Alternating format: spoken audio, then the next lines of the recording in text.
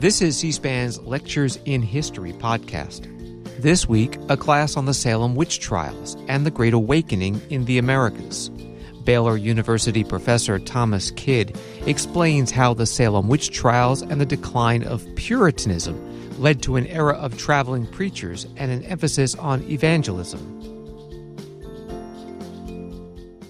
We've been talking about the founding of the American colonies, and we're getting now into the 1700s. Today and this week, I want to focus mostly on religion in the late colonial period and the coming of the Great Awakening in the 1730s and 40s. And I know this has been on you all's mind since you have a paper coming up about that. So we're going to give some of the background to religion in the colonial period, and then the lead up to the Great Awakening, some of the overview of what happens in the Great Awakening, and then hopefully that'll set you up better for your papers. You can see here on the screen we have an image of George Whitefield, who is the most famous preacher of the Great Awakening, preaching in London there in the 1730s, 1740s. He is the sensation of the age, but we'll talk more about him when we get there. First, I want to take a look at the background to what's happening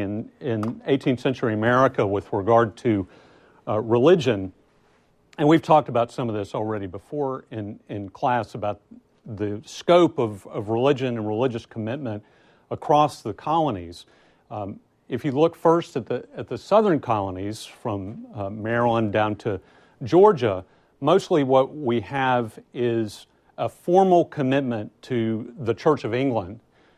And the Church of England, of course, is the national official church of England, of Britain. And most of those colonies adopt what we would call a kind of formal establishment of the Church of England.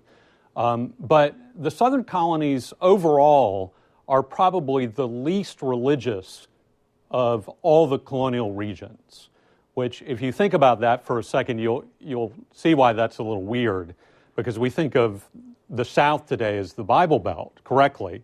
But in the colonial period, it's different. In the colonial period, there is a kind of formal establishment, at least, of the Church of England. But once you get out past the colonial cities, places like Williamsburg and Charleston and Savannah, the rates of church going and commitment to the Church of England is pretty limited.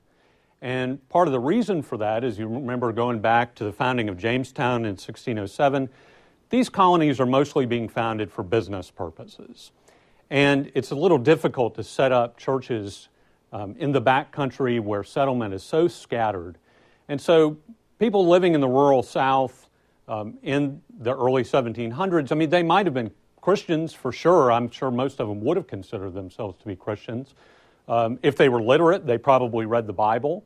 Maybe they had family devotions. But many of them did not go to church because maybe the nearest church is 50 miles away. And if that's the case, if you're going on a wagon, you're not going to go to church, right? So the South, and people in the North, in the northern colonies, recognize this. This isn't just looking back as a historian.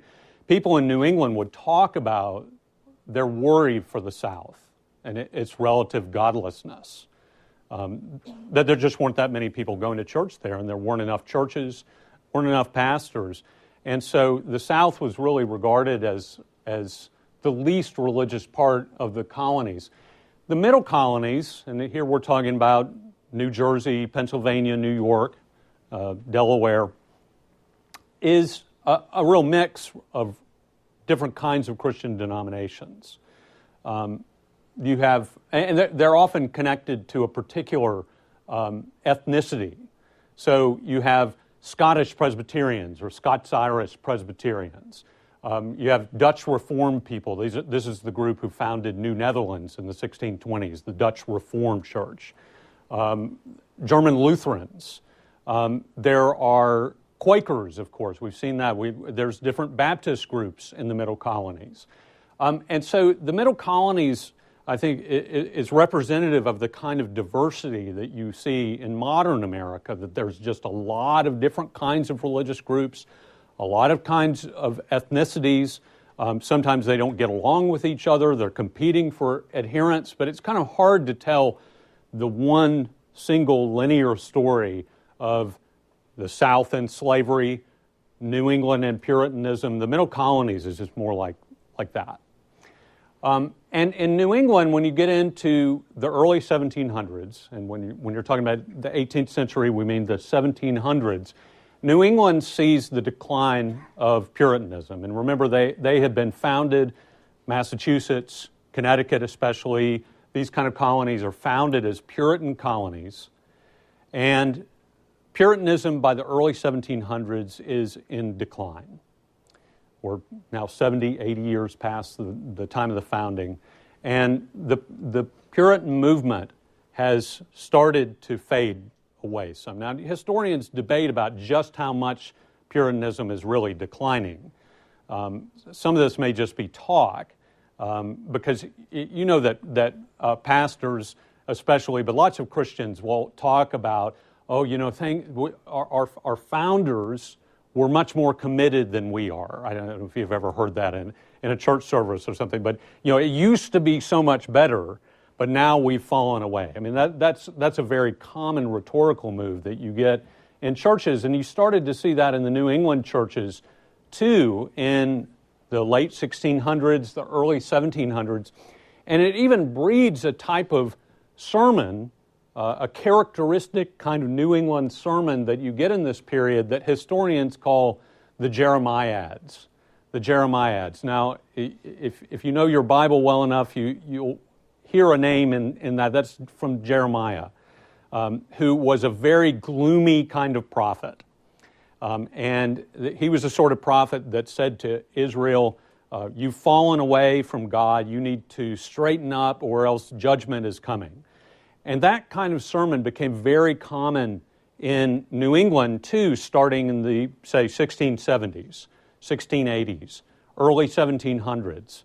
The pastors would say, you've fallen away from your first love. You've fallen away from that original mission of the founding Puritan generation of the 1630s.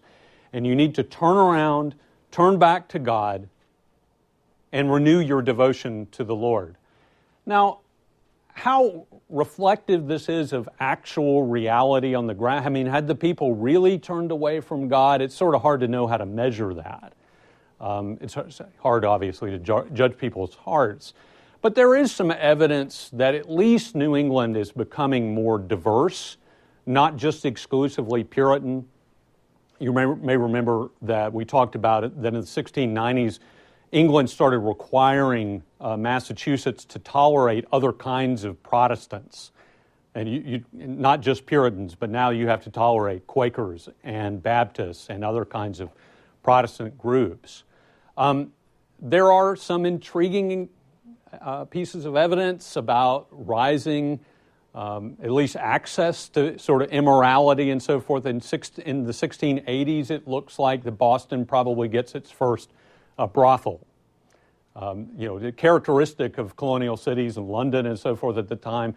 But Puritan Boston gets a brothel, a house of prostitution. This is horrifying to a lot of people. There occasionally are dancing classes being offered in Boston in this era. So, and the Puritans were not keen on dancing, especially between unmarried couples. So there are actually some pieces of evidence that you could look at and say, well, maybe this is becoming a sort of more diverse, non-Puritan kind of society. And so, maybe there is something there to that Jeremiad kind of theme. Probably the most horrific episode for the pastors in New England in the late 1600s for sure is the Salem witchcraft crisis.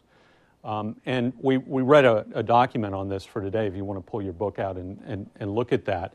The Salem witchcraft crisis is horrific for the leaders in New England, first and foremost for them because they see it as a great attack of Satan on their society. The Puritans believed that they had this very high calling from God, and so they thought, well, of course, what would you expect? That Satan is going to break out in these attacks against us. And that's how they saw what happened in 1692, is that Satan had raised up a cohort of witches to come in and attack their people and try to disrupt New England society. And so that's how they first and foremost interpreted what was going on in Salem. And so dozens of people start being accused of being witches. Probably, if you remember some of the story, even from maybe reading something like The Crucible by Arthur Miller, there was a group of mostly teenage girls who probably had gotten involved in at least some kind of white magic type of practice, trying to tell the future and so forth. And then those girls started to have signs of what the Puritans would have considered to be sort of demonic attacks, demonic oppression, and having convulsions and being tormented. And they would say that it was this woman, that woman who was coming in, especially in the spirit realm, to attack them spiritually and to physically harm them. And so ultimately, now, by the way, it's mostly younger women accusing older women of being witches. So almost all the accused are women, but almost all the accusers are women too. And so one interesting historical investigation that some historians have engaged in is, what was this a kind of, what you would call misogynistic episode, where a woman-hating kind of gender episode of loathing of women, especially these kind of older women who were difficult to deal with, maybe had gotten into altercations with their neighbors and so forth. And that's an interesting thesis, but one kind of problem with it is it's almost always women too who are accusing. It would be a little more convenient if it was men accusing women to read it as a misogynistic episode. But there are some men who get accused of being warlocks, and it ends up being hundreds of people who get accused across the region. It's not just in Salem, but ultimately some very elite people start getting accused. And I think not coincidentally, that's when the judges and other officials start thinking about closing the thing down, because they can see that the accusations have started to just go completely viral, haywire, and they said, wait a minute, it's too many people, and they start to doubt some aspects of the trials. Now, everyone in Salem, in New England, I think approaching 100% of everybody, believes that witches exist. So even the critics of the trials are saying, well, now, we know that witches exist, but there are problems that we have with the way that the trials are being run, okay? And we'll talk about why in a minute. But that's a really important aspect to understand, is this is not, the Puritans who, in their religious fervor, believe in the existence of witches, and then standing outside of that, you have these skeptics who say, you fools, don't you realize? No, everybody realizes or believes at the time that the supernatural is real, and that at least in isolated cases that people can make a covenant with the devil in order to have malevolent spiritual power, and so to be able to cast spells on people and maybe to torment them in the spirit realm at least. Okay, so let's take a look at this document, and I'll get you to give me some comments about this. On page 43 in your book, you see we have Tituba, who they call an Indian woman. Now, it's debatable exactly who Tituba was, but she seems to have been maybe an indentured servant or a slave in the household of one of the pastors who's involved. And when they say Indian, we think that it might mean Native American, partly Native American, but it's more likely that she's probably from the Caribbean. Okay, so you remember when Columbus, he came, he says that this is the Indies. So sometimes when they said an Indian, that meant somebody from the Caribbean. And so we don't know a whole lot about Tituba other than these testimonies. But she's being interrogated, and they start off on page 44, and they say, the judge says to her, Tituba, what evil spirit have you familiarity with? And she says, none. Why do you hurt these children? I do not hurt them. Who is it then? The devil, for all I know, and so on and so forth like this. Now, when you lead in like that in this trial, what does that tell you about the way that judicial proceedings went in the 1600s? You want to bring the mic over?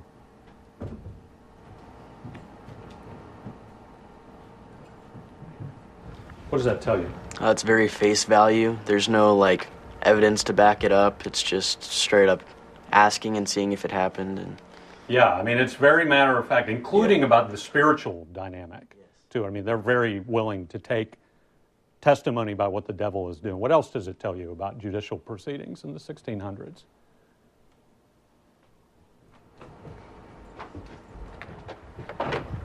At least in this case, that there isn't much of an innocence until proven guilty. That's right. They're just they believe that she is guilty, but they don't necessarily have the evidence to back the claim. But they do believe she is guilty without a doubt. Yes. So there's no presumption of innocence, and that is not unusual in the 1600s. I mean, in the English legal system at this time, there's no guarantee that you're going to be assumed to be innocent, for sure. And so the way they interrogate these people is, if you've been accused, you're assumed to be guilty. And so what they're really trying to do is to get her to admit that she's guilty.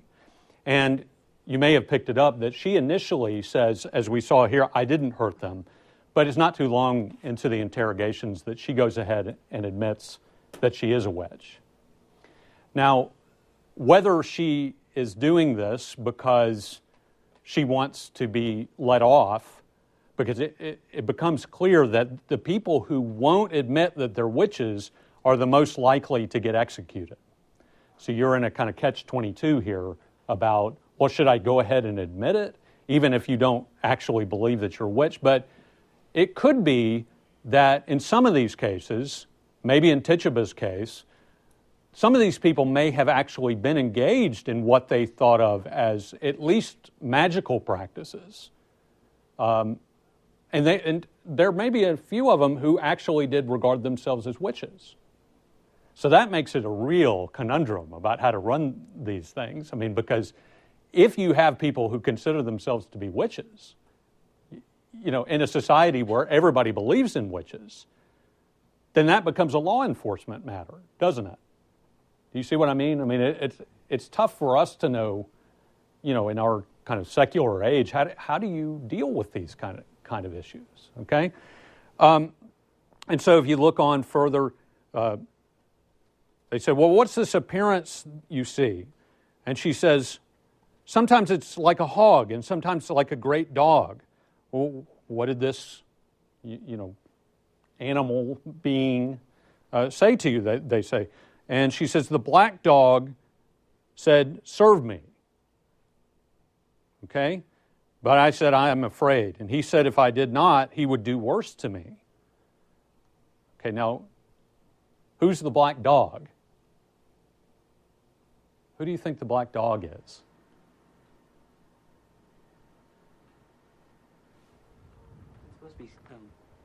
Is it supposed to be Satan? I think so. I think, maybe a demon, but probably the devil who's taken on this kind of animal specter. Now, when she's testifying about this, and lots of people testified along these lines, either this animal spirit attacked me, talked to me, or at the bottom of the page, she's talking about, what else have you seen? 2 rats, a red rat and a black rat. And then, do you see who it is that torments these children now? Yes, it's goody good, good wife good. She hurts them in her own shape. So she's come to them in the spirit, and she's tormenting them in the spirit realm, but it can have physical consequences. So what do you think is going on here when Tituba testifies to seeing these things, sort of in the spirit realm. I mean, like, what do you think? Does she believe this? What do you think? I mean, this is speculative on our part, so there's no wrong answer. But did you have something? I don't think she actually believes in what they believe in. I think she's just manipulating them because she doesn't really want to be a slave anymore. Okay. Necessarily. So maybe telling them what she thinks they want to hear. Yeah. Okay. And also, I mean, it's bad news if you're goody good. Yeah. To get accused like this. So, maybe there are people that they're trying to settle scores with. Do you think that most of these accusations are people who are thinking consciously, I'm going to lie about the accusations? And again, there's no right answer on this, so this is just speculative. Or do you think that there are people who are so deeply convinced that witchcraft and, I mean, this is a traditional Christian belief, at least in demons, right? I mean, like, demons are in the Bible, and, so remember their mentality, 1600s, it's medieval mentality in effect. So do you think that there are people who really do believe in these kind of things, or is it just a big sham? What do you think? Hold on just. Okay. I think that there probably are some people who generally do believe in it, but I think the people who are being accused of it at that point in time, they probably don't go into it thinking yeah, I'm gonna lie about this, but when they're put on the spot, they probably just get so desperate that they don't want to get in trouble for something that didn't happen, that they didn't do. They probably just end up pushing the blame onto someone else. Yeah, and I think we can verify that. I mean, I think you're right, and there are cases where late in the trials, some people start recanting their testimony, and among the things that they say is, I was put under so much pressure. And I think some of them would say, I even started kind of imagining that things were happening to me, but now that I think about it, I'm not sure I actually saw it. But some people definitely say they were put under so much psychological duress that they just went ahead and admitted to things that they knew weren't really true. And there are even a couple cases where we know that people were physically tortured, which is, they're also not supposed to be doing that in English law, that you're not supposed to extract confessions from people by torture, but a couple people were. And so, one of the things with torture is you say whatever you think the people want you to say. But I think it's true. I think that there probably are some people, and it's hard to know exactly what their mentality is, but that they think something is happening to them spiritually like this. And of course, everybody involved pretty much believed that the devil was doing something in these trials, either making covenants with these witches or duping the people, deceiving the people who are making the accusations. The opponent said, how do you know that the devil isn't deceiving people into believing that these attacks are real? So it's tough to interpret this. But in the end, 19 people were executed for being witches. Most of them were executed by hanging. One poor man was pressed to death with boulders until he suffocated. They were trying to get him to, and there's an instance of torture, they were trying to get him to admit that he was a witch, and he wouldn't. So it's a tragic situation. A few dogs were executed under suspicion of being witches' familiars, because a witch has a little animal companion that goes along with the witch and does their bidding and so forth. So there were a few dogs that got executed as part of it. But by the end, most people involved, even some of the judges, realized that taking testimony about a person's spirit, their specter, as they would call it, that taking testimony about this person's specter coming to me and encouraging me to sign the devil's book, their specter came to me and physically tormented to me. The judges, even some of the judges said, that's not enough to convict somebody of witchcraft. And so we need to take a step back from so they shut things down. But by that point, 19 people had died. By far the biggest outbreak of witchcraft in the colonial American period. Most cases before and after this were just one person being accused. And there were witchcraft episodes after this, but they were kind of on their way out by this point, partly because of the embarrassment of Salem. Okay? So Salem is definitely feeding into a broader sense in the late 1600s, early 1700s of religious crisis in the colonies, especially in New England. And New England, again, is kind of the easiest story to tell about the coming of the Great Awakening because there's such a linear colonial story in New England of the Puritan founding, the decline of Puritanism, a sense of building religious crisis in the early 1700s, and then in the 1730s and 40s, an outburst of new religious commitment as signaled in the Great Awakening. So a lot of what I'm going to talk about the background to the Great Awakening is really tracing the story most specifically of colonial New England, which is the epicenter of the Great Awakening in America, but the other colonies are definitely affected by the Great Awakening, okay? So why do they have a sense of religious crisis? Well, one reason you see here is a rise apparently in greed, immorality. We've already talked about this, about the signs that people were falling away from their Puritan commitment. The pastors are talking all the time about how people are consumed with business affairs and are forgetting about their love for God.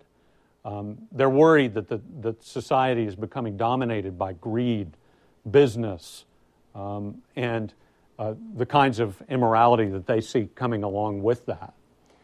Another reason for the sense of religious crisis is the rise of what we call Enlightenment thought, and a related trend, which is the rise of rational theology, quote unquote.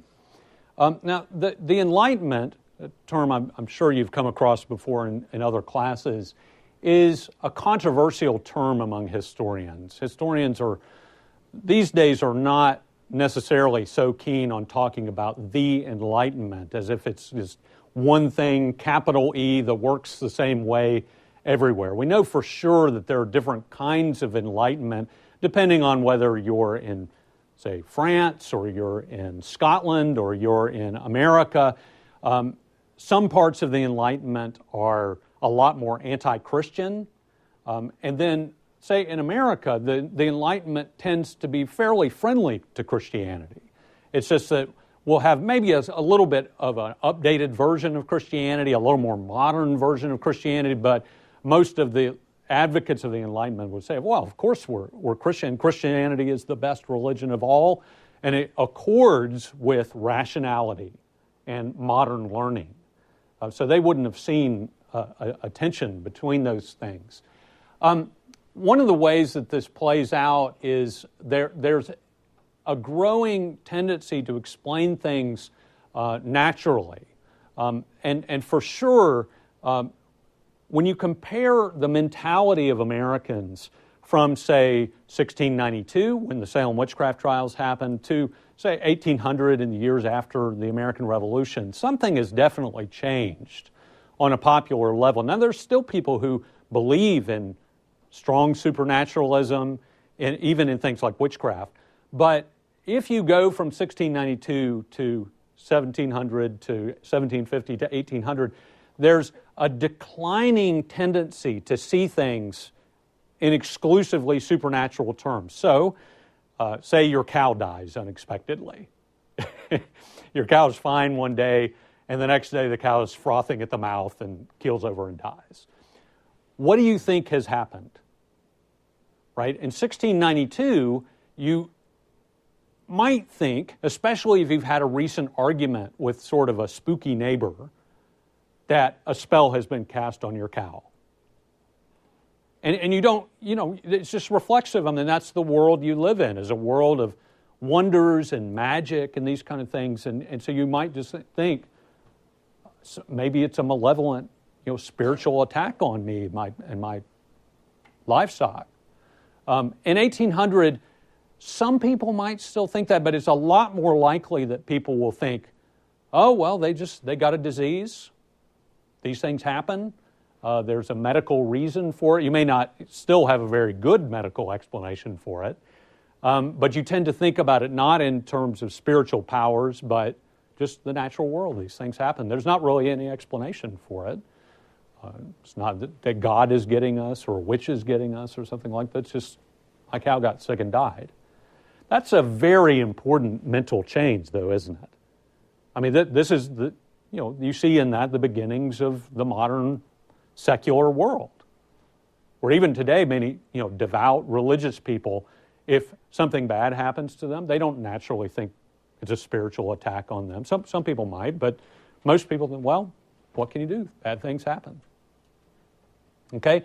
And in theology, there's a related tendency to say, we still study theology, we still want to understand God as best we can, but anything we believe biblically about God must accord with rationality. Okay? And so you take something like the doctrine of predestination, which we've talked about with the Puritans, where God elects only certain people to be saved and leaves everybody else to their own devices, which means judgment and damnation. Well, the rational theologians say, to my mind, that doesn't make sense.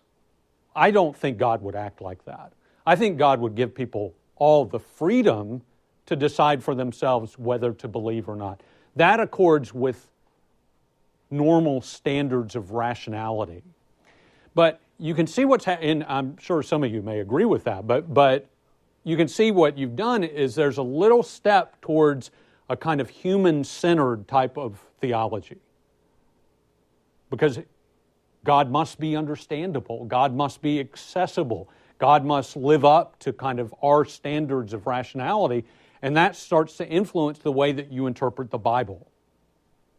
Okay? Now, that sort of theology, rational theology, had become dominant at Harvard College by the early 1700s. Now, Harvard had been founded, the first American college, founded almost exclusively for training Puritan pastors in the 1630s. And by the early 1700s, it had become captured by still absolutely Christian theology, but this kind of rational, non-predestinarian, in some ways non-Puritan type of theology.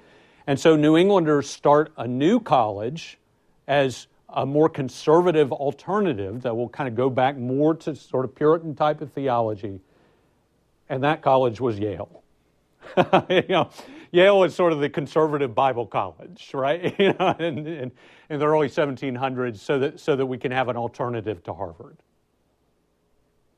Okay, almost all the colonial American colleges, the Ivy League schools, most of them were founded in the colonial period, and they're almost all founded as colleges for the training of pastors. And almost nobody else went to college. No women went to college. Almost no men went to college in those days. And if you were a man who went to college, it was almost always in the colonial period to become a pastor. Okay? So, what they saw as a rise in immorality, Enlightenment thought, more modern kind of philosophy and theology. And then a third reason for this sense of crisis is ongoing war with Catholic France and Spain and their Native American allies. Starting in the 1690s, the colonies, but especially New England, go through a couple of generations of imperial war between Britain and the British colonies, and then either France or Spain. And in New England, the main issue is fighting against the forces of France coming out of Canada, or New France, what they called New France. There's no natural boundary there. if you think about it, England and France are fighting in the same time period too, but the English Channel separates them. And for the colonists in New England, there's no natural barrier. And so the French, and they had more Native American allies than the British did, and so you would have attacks from the French on frontier villages, Native American raids on frontier villages. Sometimes even when Britain and France weren't technically at war, you would have New England and New France fighting these kind of low-level but vicious wars with one another. 1720s, there's a war, on the eve of the Great Awakening. There's a war between New France and New England that is inspired by a French Catholic missionary who's operating in Maine, and he's telling the Indians, stick up for your rights against the English. Don't let them take your land. And they have this war, and the New Englanders commission a bounty against this priest in Maine, this Catholic priest who's encouraging the Native Americans. And they send out a war party against him, and they shoot him and kill him, and they scalp him, the missionary, right? They scalp him and bring his scalp back to Boston, right? Traditionally we talk about the Native Americans are barbaric. Who's barbaric? The English are commissioning scalp bounties against a Catholic missionary, right? I mean, it's just a vicious time all the way around. So if you've got these kind of troubling intellectual changes, you've got social changes, you've got war. War is such a contributing factor, but the fear of the judgment of God. If we don't stick close to God, we may be overrun by the French, we may be overrun by Native Americans. And all these things are feeding into Salem witchcraft trials, the memory of that horror, are feeding into a sense of religious crisis through the colonies, I think in general, but especially in New England. 1720s, 1730s, and then guess what? You get the Great Awakening. Now, I mean, most people, I think, feel like the time they live in is a time of crisis. But there's no doubt that the colonists felt that crisis in the 1730s, and I think culturally, religiously, that set them up for a new religious awakening. And the First Great Awakening, 1730s and 40s, is kind of the main event, although cascading effects of the revivals keep on going into the Revolutionary period in the 1770s. And it's hard to explain why did the Great Awakening happen exactly. You could look at social and cultural factors. You could look at the history of the decline of Puritanism, and for sure, I know some of you would look at spiritual factors that still today people will say that there are spiritual divine reasons why God made this happen. And in a history class, we don't spend much time on that kind of thing, but there's no question that in the 1720s, 1730s, you find evidence of pastors across the colonies and in New England telling their people that they need to pray for revival, which is a term that's occasionally used in the Bible, in the Psalms, is revive us again. And what they're talking about is that they want for the people to be praying for an outpouring of the Holy Spirit, third person of the Trinity, to be poured out so that people will come back to God, that lots of people will convert to Christianity for the first time, even though basically all these people are at least nominally Christian. So they'll have a conversion experience, and maybe people who had fallen away from God will return to God and return to their commitment to God. And so in the Jeremiads, the message had been, we need to straighten up and start living right and doing what we know God wants us to do. In the 1720s and 30s, they tweak the message just a little bit, and they say, we're so far gone that what we need is divine rescue. Right? It's not about morality anymore. What we need is a revival created by God through the Holy Spirit. We need that to change our society. And so I think we can reasonably expect that if pastors are calling on people to pray like this, that some people were responding to the pastor's calls and praying for revival. And so in the 1730s and 40s, revival comes in a big way. And what you think about that, I think, has everything to do with what your belief is about prayer. Does prayer do anything, and this sort of thing? But a lot of Christians for sure would say, well, people prayed and God responded to their prayers, and to a significant extent. It also could be, if you were more skeptical, you would say, well, look, I mean, the more they talk about revival, the more likely it makes it that it's going to happen. And actually, I think those two explanations probably can work together. So what's different about the First Great Awakening? I mean, one is just it's an outbreak of great religious intensity and fervor, individual passion, conversion, life-changing events in people's autobiographies. But another thing that's different is the role of the itinerant preachers in the Great Awakening.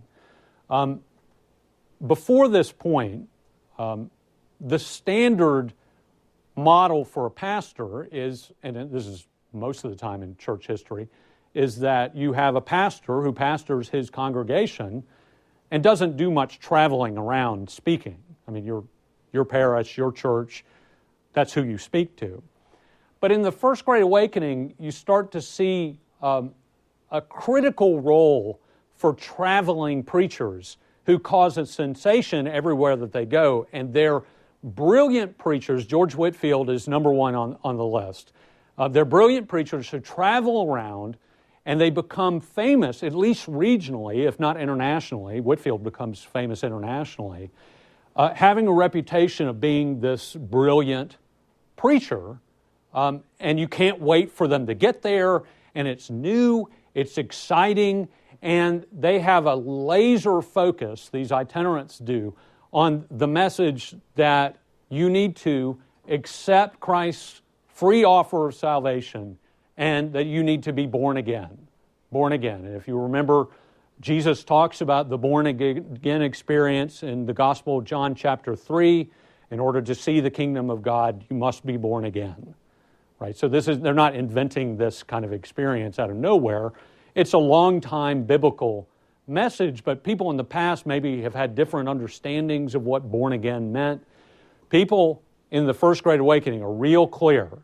What you need is that as an adult, or at least say a teenager, you need to understand for yourself that you're a sinner, that your sin has caused a serious problem between you and God. God is offering you forgiveness through Christ and what Christ has done on the cross, and that you need to personally accept that offer of forgiveness in order to be in right standing with God. And when you do that, usually in a time at least of kind of short spiritual crisis for you, when you do that, that is your moment of being born again. And that everybody needs to have this experience. Okay? So the parish minister, parish pastor, might be talking about a lot of different topics from week to week and preaching through the Bible and various topics. But the itinerants are really focused on you need to be born again. And they travel and tell people in these impassioned sermons that you need to be born again. That's the center of their message. Sometimes they don't talk about much else. Now, the greatest mind, the greatest theologian of the Great Awakening is Jonathan Edwards, who we have a picture of in the upper right-hand corner. Edwards is best known for his sermon, Sinners in the Hands of an Angry God, 1741. And Edwards is a minister in Northampton, Massachusetts. He does a little bit of traveling, itinerating. Most of the time he just sticks at his church like most average pastors do. But Sinners in the Hands of an Angry God he actually gives in a nearby village in Connecticut while he's traveling around in the summer of 1741. So Edwards is not the most famous pastor preacher at the time, but Edwards has come down to us as the greatest intellectual figure of the First Great Awakening, and arguably the greatest intellect of the whole colonial American period. Now, I mean, we could do a whole class on just Jonathan Edwards because he wrote a ton, and it's very intellectually and theologically sophisticated and challenging, but he's best known for this one sermon, Sinners in the Hands of an Angry God. And it gets anthologized, and people read it today, and it's a good news, bad news kind of thing because it's an absolutely brilliant sermon. There's no question about that, and it's frightening if you've ever read it. I'm going to read an excerpt from it here in a second. But we should not mistake Edwards for some kind of just screaming, crazy, somebody you see on late night TV or something, yelling about you're all going to hell and this kind of thing. He is a titanic intellect. The last job he had in his life was the president of the College of New Jersey at Princeton. So he was the president of Princeton College because he had that kind of intellectual reputation. And he also, when he preached, including Sinners in the Hands of an Angry God, when he preached, he had a manuscript in front of him that he had handwritten out, and he read the manuscript. Now, I think he would try to give it some feeling, but the power of his sermons is in the content. It's not in the rhetorical fireworks, right? So when he gave Sinners in the Hands of an Angry God in 1741, it got an intense reaction from the people who were there. And some of the people at the meeting when he gave it started crying out for mercy. I mean, what can I do to be saved, right? I mean, they were terrified of the judgment of God, and some of them falling out in the aisles and crying and this sort of thing.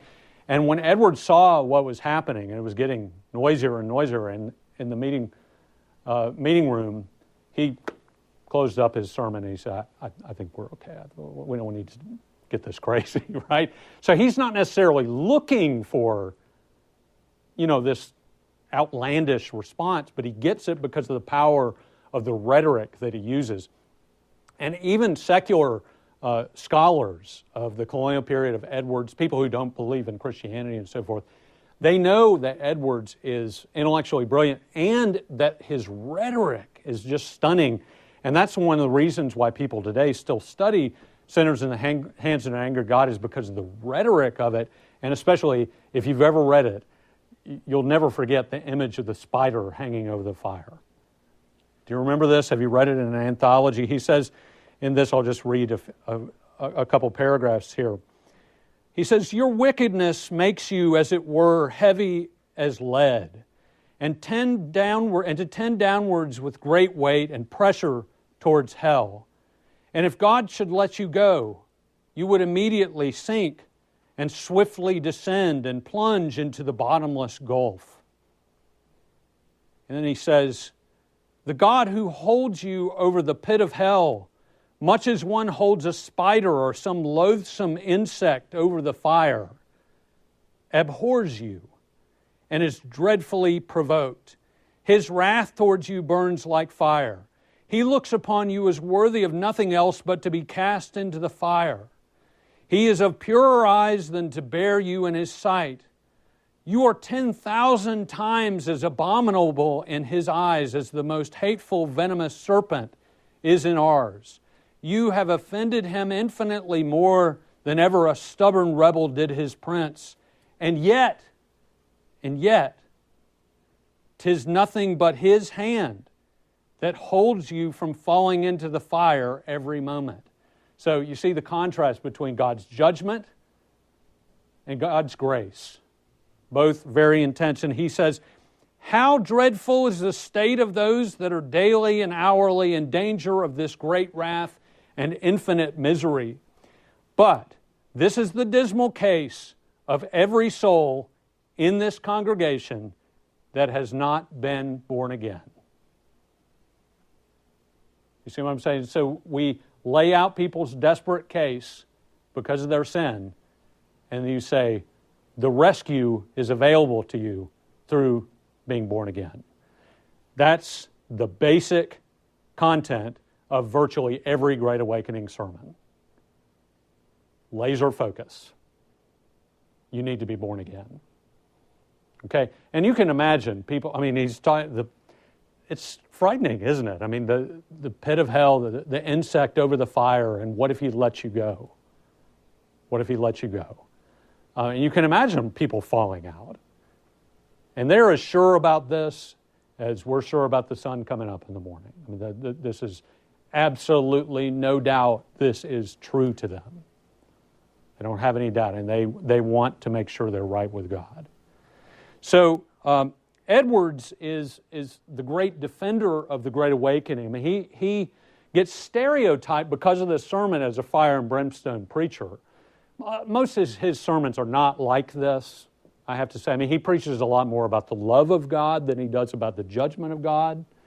I think his most representative sermon, if I had to recommend one sermon for people to read by Edwards, it's called Heaven is a World of Love. I mean, you find it on the internet, right? I mean, and that's, I think, the core of Edwards. But if he's on the topic, he'll also preach about the judgment of God, and he can put it in terrifying terms. Okay? But he's incredible intellect. I mean, I can't tell you everything. I mean, Edwards is writing definitely about predestination. He's writing about original sin. He's writing about Enlightenment challenges to the traditional Christian faith and how. And so he's definitely one of America's greatest theologians ever. If you care about this sort of thing, you definitely got to read Edwards. He matches Enlightenment thought with traditional Christianity. He says, we know this, say, from John Locke, but this is how this works with traditional Christianity. I mean, he's read everything. He's using it to show why, even in an enlightened age, traditional Christianity still is the most compelling theological system. It's absolutely brilliant. But what he gets known for is this one sermon. Not saying it's a bad sermon, but there's a lot more to Edwards. Okay? Edwards is not the most famous preacher at the time. He's more famous today. The most famous preacher at the time, for sure, is George Whitefield. And I know the way it's spelled, it looks like it would be Whitefield, but I'm on good authority, I'm told it was pronounced Whitfield. He is by far the most famous preacher of the 1740s. And it's even more than that. He is the most famous person in Britain and America in his time. The only competitor that he has is King George. And maybe more people know King George's name, but a lot more people have seen Whitefield in person, have read Whitefield's stuff, his journals, his sermons. We think that probably by the end of his career, he dies in 1770, that probably like 3/4 of everybody that lived in America had heard him preach. He's a bigger celebrity in his time than anybody we have in our culture today. Because in our culture, we live in a celebrity-driven culture, you know that, right? But we're dispersed, right? Some people like Justin Bieber, some people don't like Justin Bieber, right? I won't do a poll, but you know what I'm saying. Everybody knows Whitefield. Everybody, even if you're a critic, I mean, you've had to sort of deal with Whitefield. He is arguably the first modern celebrity. I didn't say religious celebrity. I said first modern celebrity. When he shows up in a town, he draws crowds often that are bigger than the population of the town itself. So he gives a farewell sermon in Boston in the early 1740s. Say 25,000 people show up when there's about 17,000 people living in Boston at the time. So effectively, the whole population of the town, plus people from the hinterlands. When he preaches in London, they say 60, 70, 80,000 people are coming to hear him. And you'll remember, this is pre-electricity. So he does not have what? A microphone.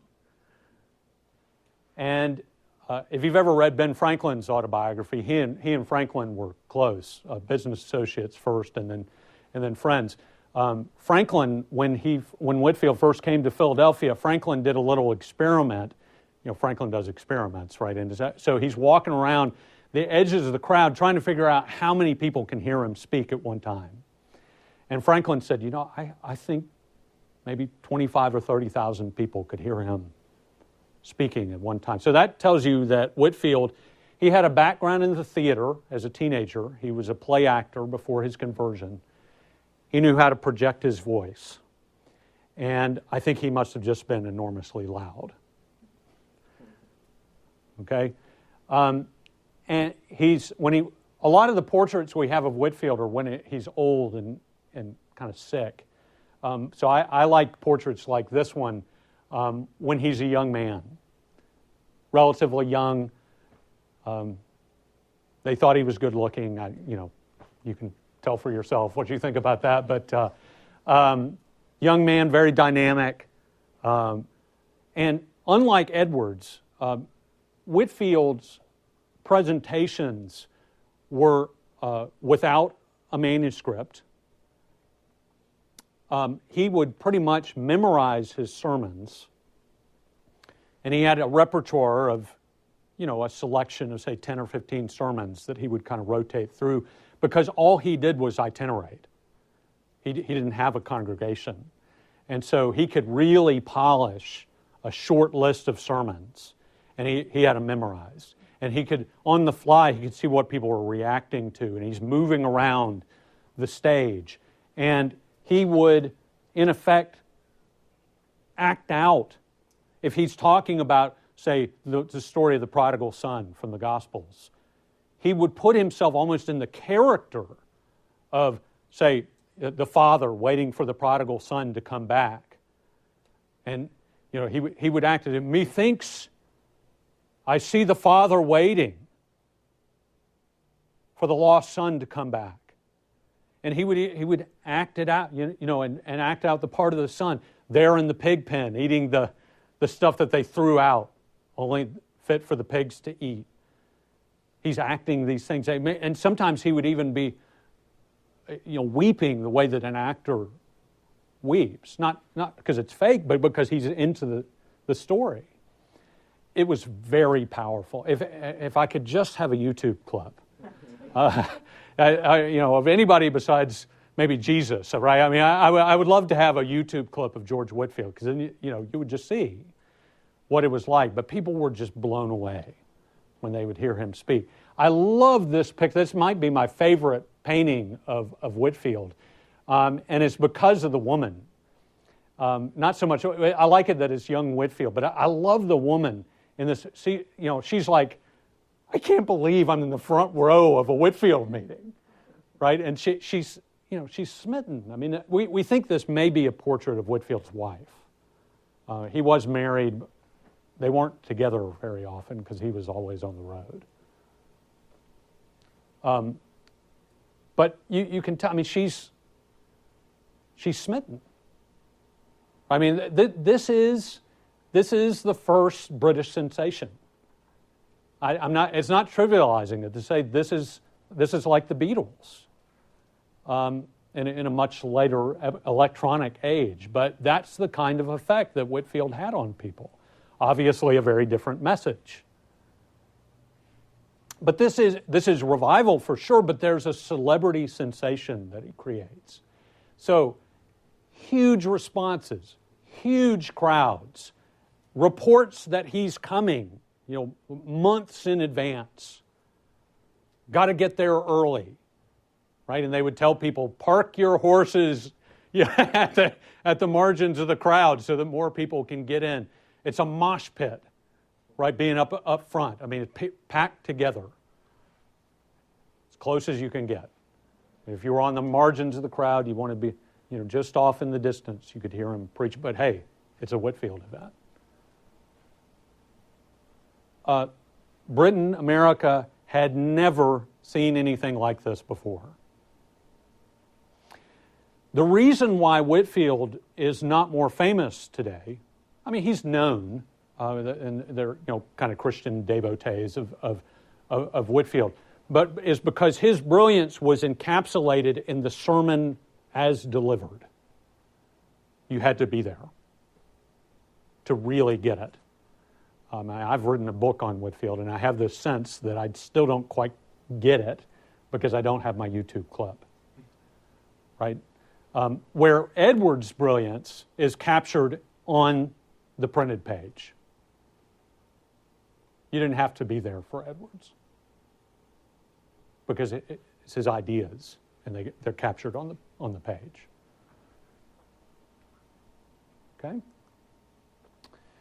So the First Great Awakening is obviously this renewal of religious fervor, and to people who are not into this sort of thing, people who are not Christian, not religious, not devout themselves, it may seem like, well, this is sort of this quaint thing that happened in the 1730s and 40s, worth knowing about, but maybe not that interesting to people on the outside. But I would say that the Great Awakening is also significant because of the controversy, culturally, socially, that it creates. It is extraordinarily controversial and disruptive in colonial society.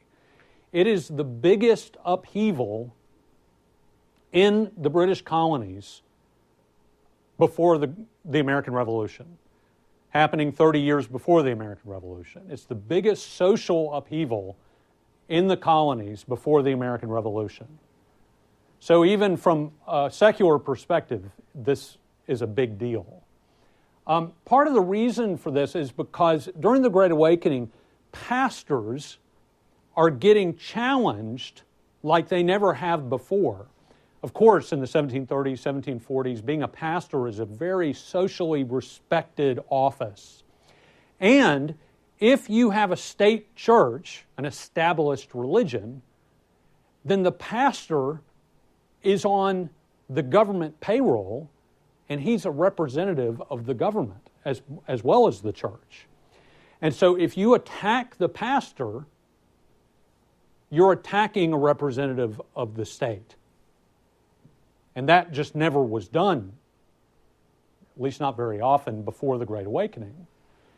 But some of the itinerants, even Whitefield from time to time, especially early on, would suggest incredibly controversial things about the official ministers, and he would say, your pastor is not very supportive of the revivals, is he? He's uncomfortable with this new work of God that's broken out. Do you know why that might be? I think it's because your pastor himself may not actually be a converted Christian. Now, that's a rude thing to say about a pastor, isn't it? I mean, this is, and the pastor does not like this. The pastor is extremely offended to have these touring itinerants come into town, maybe even stand up in the pulpit of your church and say, I think your pastor may not even be converted, and that's why he's not sufficiently supportive of the revivals. No one's ever spoken about pastors this way before. Extremely controversial. The radical preachers, the ones who were just really inflammatory, example is James Davenport, who you all will have read about. He's the most radical, controversial preacher in New England. He goes into churches early on and he starts naming names. I've got a list here of all the pastors in Boston who are not converted. They're going to hell. Can you imagine I mean, especially in the colonial world, someone showing up and saying that sort of thing. They start passing laws against itinerants like this, telling them that they cannot go uninvited into a pastor's pulpit. They'll be arrested if they do. So this is becoming a legal, political controversy. Okay? Another reason it's controversial is because you start to see some common people, usually men, but even occasionally women, who believe that they should be able to preach without a formal education. The way this works is that they say, look, I know I'm converted. I know I'm born again. I know when it happened. It happened 3 months ago. I'm filled with the Holy Spirit. My pastor is not supportive of the revivals. I'm not even sure he's a converted Christian. I should be able to preach. It doesn't matter whether I have gone to Harvard or Yale or Oxford or Cambridge. That doesn't matter.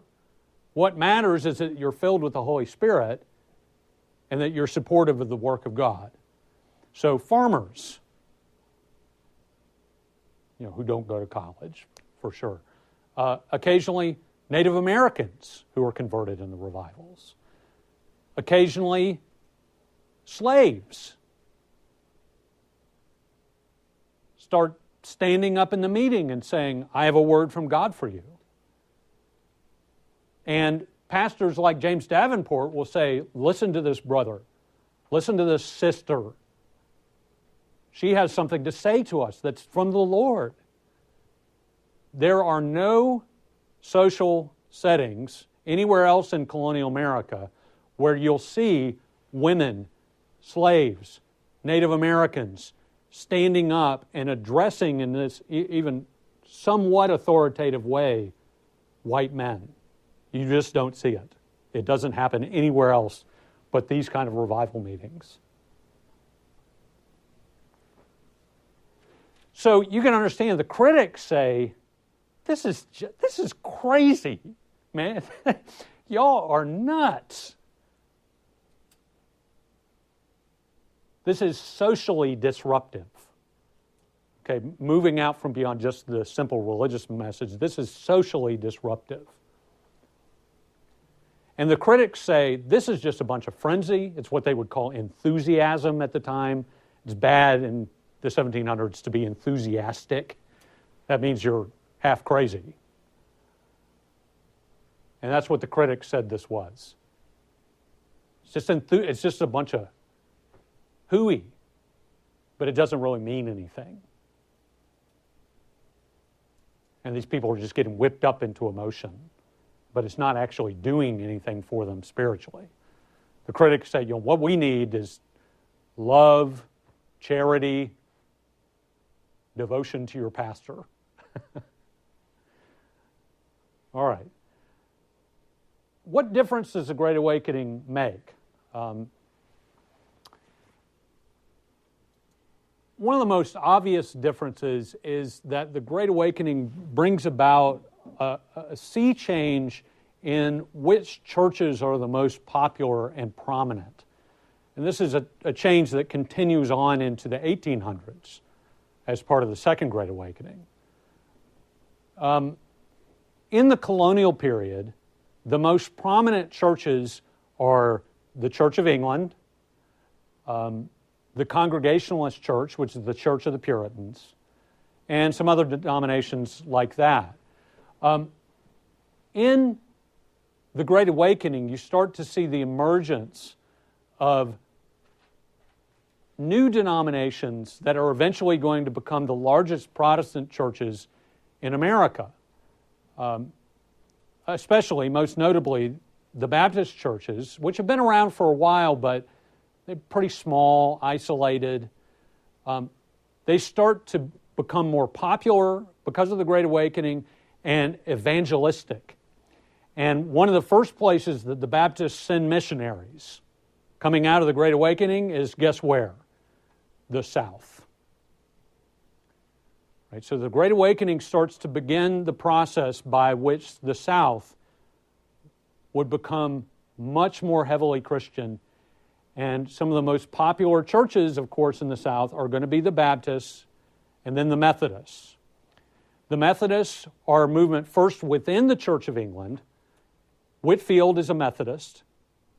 You may know the name John Wesley, who becomes sort of the founding father of Methodism.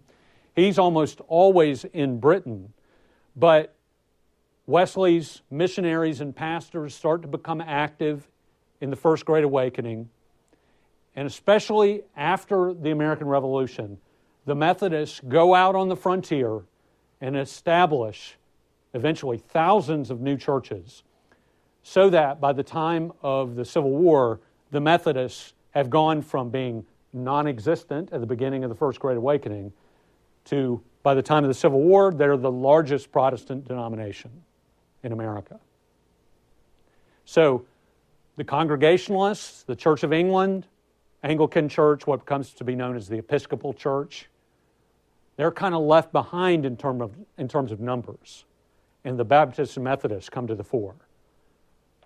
Obviously, for Baylor, that is significant. The Baptists get as far out as Central Texas by the 1840s and are establishing not only churches, but a college, Baylor. Okay? So that's pretty important to us. The revivals, as you can see, begin in New England and the middle colonies, New Jersey, Pennsylvania, very heavily affected by the revivals, slowly spread into the southern colonies by the 1750s. They're also happening in Britain and in continental Europe. The Great Awakening, I've talked exclusively about America today, but it is an international phenomenon. Okay? It is a transatlantic event, seen most obviously in the person of Whitefield, who is from Britain, but he comes to America 7 times. Okay? What's the importance of the Great Awakening? Some historians have argued that it's an important prelude to the American Revolution. It's debatable.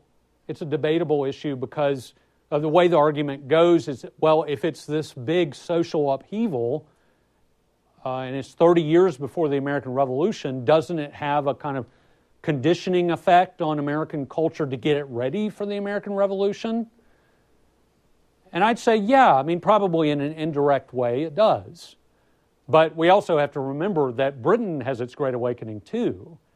And Britain, is our opponent in the American Revolution, so it's not quite as simple as, I definitely wouldn't want to say that the Great Awakening somehow causes the American Revolution. But influences the culture? Yeah, I think so. And then for sure, I mean, you're on more solid ground if you say, well, the Great Awakening inaugurated this evangelical movement within Christianity, which remains in some kind of different forms. It's taken twists and turns, Billy Graham and people like this in the 20th century, different formats and so forth. But really, Whitefield is the beginning of this sort of evangelical movement within Christianity that, especially when you look at it in global context, is enormously significant today and shows no sign of slowing down, and in many parts of the world continues to be growing. And some of the leaders in places like sub-Saharan Africa and so forth, the evangelical movement, guess what? They look to people like George Whitefield and Jonathan Edwards as examples. So I think there's a sort of continuity in the evangelical movement from at least the 1730s and 40s right on through today. So for sure, that's a reason why the Great Awakening is significant, okay? All right, that's all I have for today. Thank you, and let me know if you have any questions about your paper, okay? Thanks for listening to C-SPAN's Lectures in History. Be sure to check out our Afterwards podcast. This week, our guest is author Robin DiAngelo, whose book, Nice Racism, How Progressive White People Perpetuate Racial Harm, looks at how well-intentioned white people can inadvertently cause racial harm with the culture of niceness. Find it wherever you listen to podcasts.